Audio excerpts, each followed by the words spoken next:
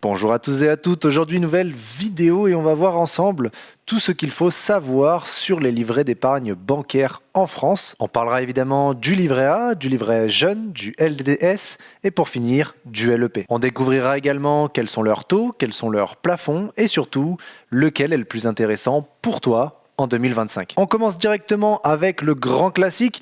Je pense que beaucoup d'entre vous ont déjà entendu parler de ce livret, je parle bien sûr du livret A. Tout le monde peut l'ouvrir, il est sécurisé et son plus gros atout, c'est qu'il est exonéré à 100% d'impôts. En 2025, son taux est de 2,4% et son plafond est limité, lui, à 22 950 €. C'est un livret qui sert globalement à financer les logements sociaux. L'argent que tu y déposes est disponible à tout moment, donc c'est parfait pour une épargne de précaution. Mais attention quand même, il y a un hic. À 2,4%, l'inflation peut venir grignoter les intérêts de celui-ci. Alors, est-ce vraiment la meilleure des solutions? Je vous laisse débattre en commentaire. Deuxième option, le livret de développement durable et solidaire, autrement dit le LDDS. C'est grosso modo un copier-coller du livret A, même taux, même fiscalité, même fonctionnement.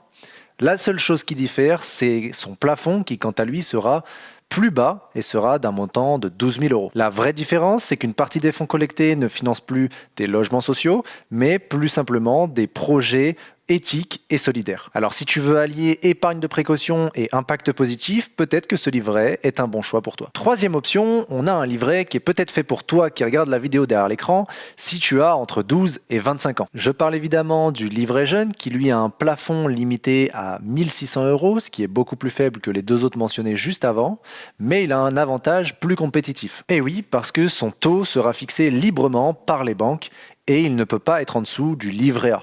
Donc vous avez évidemment différentes banques qui proposent un taux supérieur pour justement que vous puissiez ouvrir ce fameux livret jeune chez eux. Donc ça permet aussi pour vous de faire marcher la concurrence entre les banques. On attaque maintenant avec le livret le plus important, celui qui nous intéresse le plus, puisque c'est celui qui va être le plus avantageux.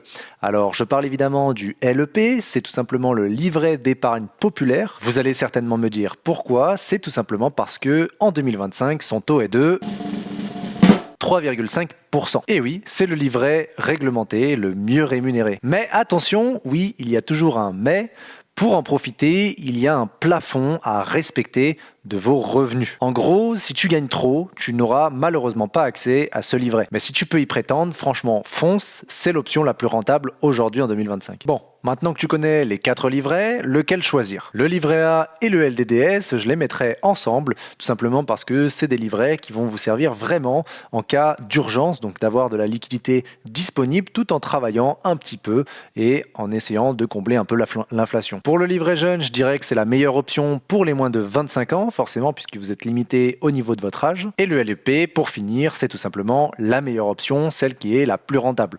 Donc si tu peux y prétendre, franchement, n'hésite pas à ouvrir un LEP. L'astuce pour optimiser tout ça, je vais vous donner un exemple, c'est tout simplement d'ouvrir un livret A et un LDDS si vous avez de l'épargne de côté pour le faire tourner en attendant d'avoir vraiment une dépense urgente comme une voiture à acheter ou bien un événement de votre vie qui vous demande de l'argent à un moment T.